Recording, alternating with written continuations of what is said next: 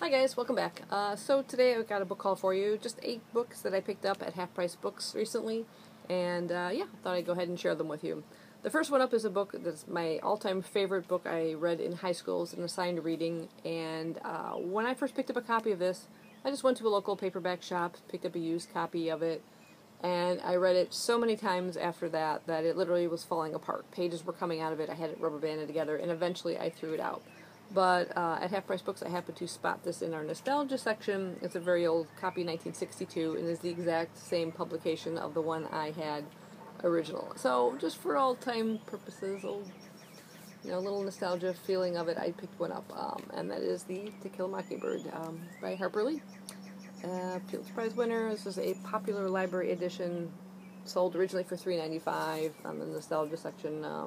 Just paid a couple bucks for it, but it's got these green pages on the end, and you just don't see this cover around anymore, and it's just, yeah, I just wanted to have a copy of it again. Next up, I picked up another book by Italo Calvino. I just recently read If on a Winter's Night, a Traveler. And since we don't very often see his books come in to the store, when I saw this one was available, I snatched it up right away. This is The Baron in the Trees. This particular edition by Harcourt Brace Jovanovich actually matches my copy of If on a Winter's Night. So I'll just read the synopsis for you. This is long considered in Europe to be Calvino's finest work. The Baron in the Trees is yet another example of his brilliant Italian writer's gift for fantasy. Set in the 18th century, it tells the story of Cosimo, a young Italian nobleman who rebels against parental authority by climbing into the trees and remaining there for the rest of his life. Sounds really bizarre. He adapts sufficiently to an arboreal existence. He hunts,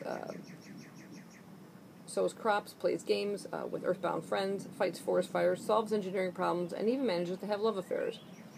He also has time to read and think. His proposal for an ideal state in the trees is acknowledged by Diderot, and Napoleon pays him homage. From his perch in the trees, Cosimo sees the age of Voltaire pass by and a new century dawn. His ending is as graceful and unusual as his life has been. So I'm intrigued about a man who spends his entire life in the trees. Very fantastical plot. Next up is a book by an author I've never read, although I've heard many people talk about him, and most of his books are ginormous.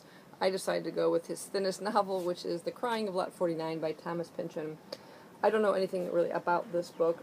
Most of his stuff seems like it would probably go over my head, and the synopsis of this doesn't really tell me a whole lot. It just says the highly original satire about Oedipa Maas, a woman who finds herself enmeshed in a worldwide conspiracy, meets some extremely interesting characters, and attains a not inconsiderable amount of self-knowledge. And I'm wondering, does this have some kind of weird thing going on with punctuation? Because it begins a sentence with a lowercase letter. I don't know. Anyway, we'll see. See what I think about them. Next up is a book by another author who, Adam at Memento Mori, I believe, has mentioned her before, has read several of her books. I've never read any of them. This is Iris Murdoch's Jackson's Dilemma. And again, this is just the only book we happen to have by her in stock, so I picked it up. I love the cover. That pulled me in right away. The description, it just says, Edward Lanyon, the young master of Hadding Hall, is about to marry Marion Barron, and a small circle of friends is gathered for a celebratory dinner on the eve of the ceremony. But then, a sudden and extraordinary event changes everything. Edward and Marion are led away onto a dark and strange paths, while their friends and lovers are forced to make new and surprising choices. Watching over all of them is Jackson, a mysterious and charismatic manservant who, in guiding all the young lovers into the light, has to make his own agonizing decisions. Sounds interesting. Like I said, haven't read anything. Oh, how cool. I have a free bookmark. And how appropriate. ASPCA. That's wonderful. I love it. You never know what you're going to find in books. I swear to God. We found an envelope with money in it one day, and luckily we were able to track down the seller and get it back to her, and she was thrilled. I found an old World Series ticket for the White Sox the other day. That person paid $140 for that seat. It's fun. Anyway, next up are 2 books by the same author, an author that I would like to eventually read all of her works for, just like Shirley Jackson, which I have a plan to do as well. But Ange over at Beyond the Pages is hosting a read-along, monthly read-along of all of this author's books, and it'll take us through, I think, 2020. I'm going to try and stick with it. We'll see. But I'm referring to Daphne du Maurier, who I've already read Rebecca and My Cousin Rachel, and some short stories. So, I picked up a copy of Jamaica In. And I also picked up The Loving Spirit. I don't have a copy to show you. I have it on my e-reader, but I'm currently reading that. That is her first book that she wrote, and we are reading them in chronological order of their release. So this one, I'll just read this synopsis to you. It says, it's a haunting novel of secrets and suspense. The coachman tried to warn young Mary Yellen away from the ruined, forbidding place on the rain-swept Cornish coast. But Mary chose instead to honor her mother's dying request that she join her frightened Aunt Patience and foreboding Uncle Jos Marilyn at Jamaica Inn. From her first glimpse on that raw November eve, she could sense the inn's dark power. I'm intrigued already. Mary never imagined that she would become hopelessly ensnared in a vile and villainous schemes being hatched within its crumbling walls, or that she would fall in love with a handsome, enigmatic stranger. But what secrets is she hiding? What secrets is he hiding from her, and can she really trust him? So it's a riveting classic novel of romantic suspense only the brilliant mind of Daphne du Maurier could conceive. So that sounds awesome. I love the cover. The other one I picked up was in our nostalgia section again. Actually, I set aside the moment I spotted it because I'd never seen this one before, and didn't realize until after I got it home that it was actually a collection of short stories. One longer one and then some shorter ones. But I don't care. I was happy to pick it up. This is Kiss Me Again, Stranger. And it says, a short novel and some stories in the vein of Rebecca and My Cousin Rachel. And there is the author herself in the back. And let's see what the publication date is this. Let's see. Oh, 1953.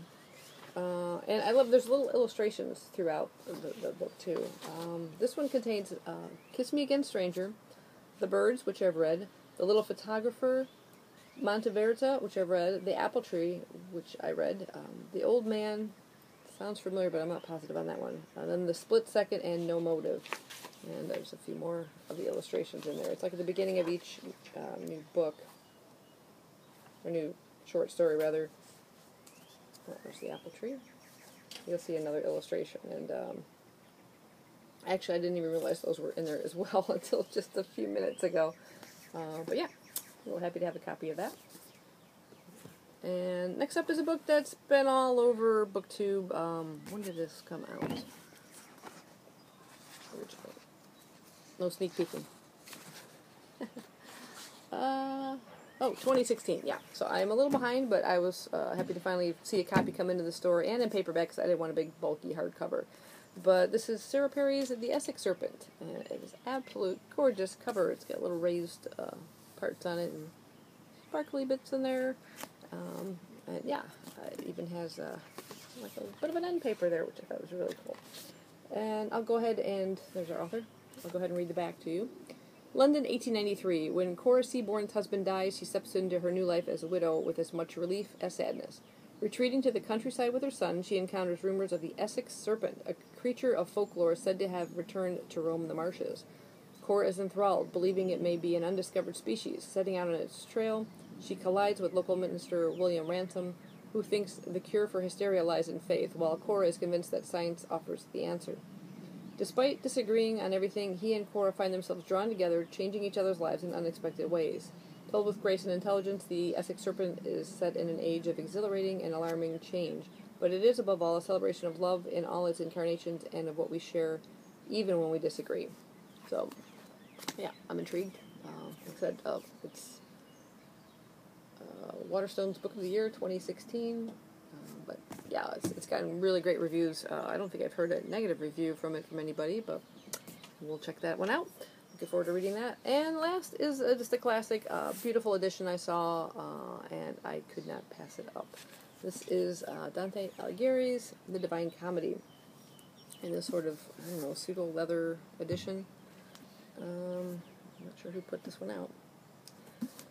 But yeah, it is gorgeous. Got these gold gilt pages, bookmark built in.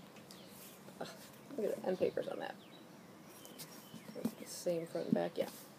And it's illustrated throughout. Translation by Henry Wadsworth Longfellow. Canterbury Classics edition. This is published in 2013. And it has these wonderful illustrations throughout. see really good detail of that. All within the book. Yeah, that alone just made me want to pick it up. So it's been quite some time since I've read the Inferno, and I've never read the other books. Let's see the best way to show you these. Hopefully you can see those. But yeah, the book is just filled with these illustrations. Absolutely gorgeous. Yeah, and I hope to one day read the entire comedy.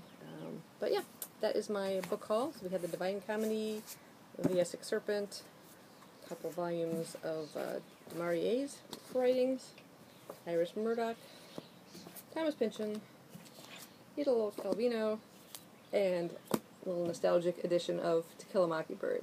So that's my book haul. I hope you guys enjoyed it. If you've read any of these, any particular favorites, familiar with any of these authors, yeah, let me know what you had to say about them down below. I'll see you later.